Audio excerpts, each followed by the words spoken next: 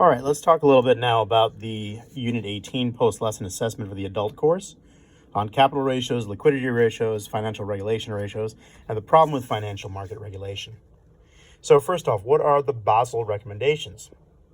This refers back to the Basel Accords, a committee on bank supervision that created recommendations regarding capital risk, market risk, and operational risk with the attempt to decrease the likelihood of systemic failures like what happened in 2008.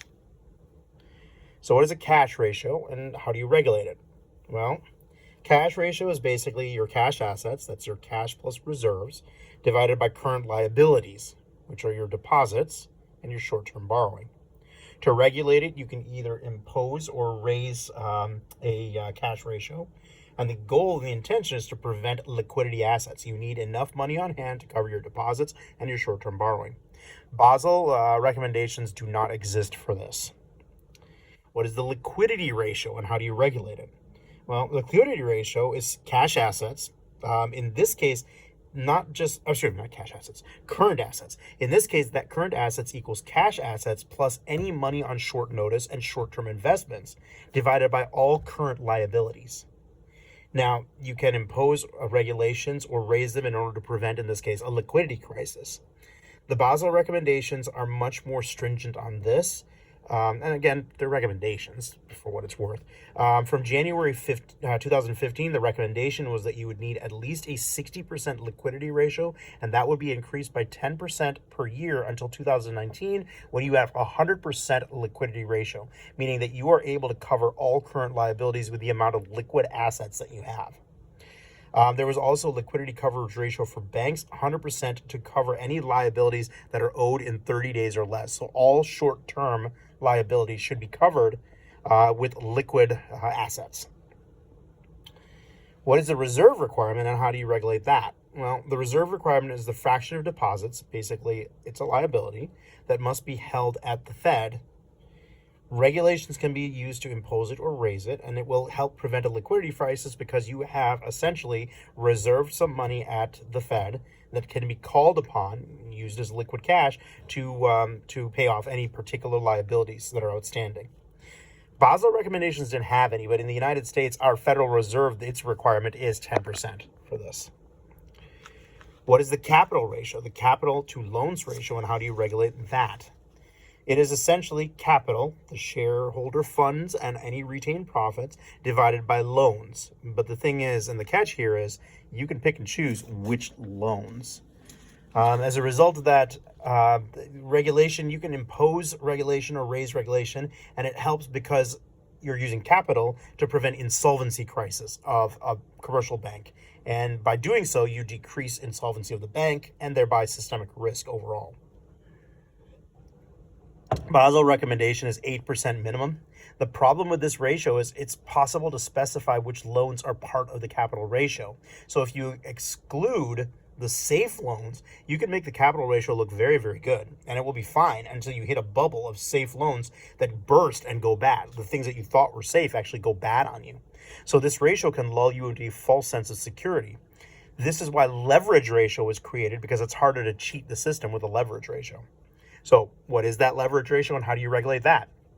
Now, leverage ratio is the capital, same definition, it's shareholder funds and retained profits, divided by the total loans, every loan, and all long-term investments.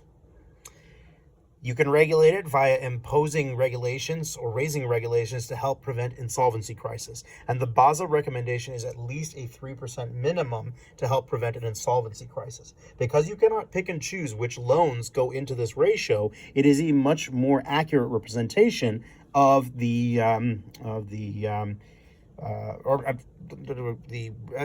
imposition of a regulation is much more accurate in terms of helping stave off or divert a insolvency crisis.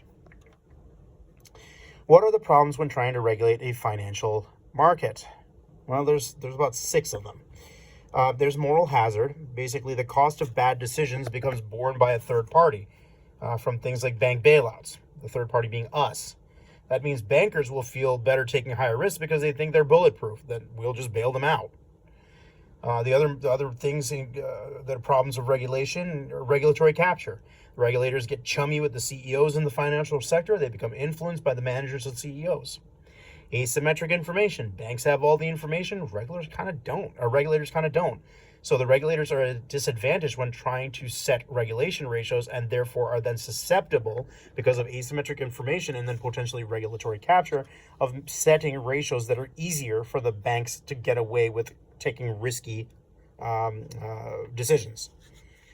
Information failure. Regulators have no idea what the bank is going to do next. They're always one step behind the banks. And then there are unintended consequences. When you deregulate, what are the downstream effects? Shadow banking.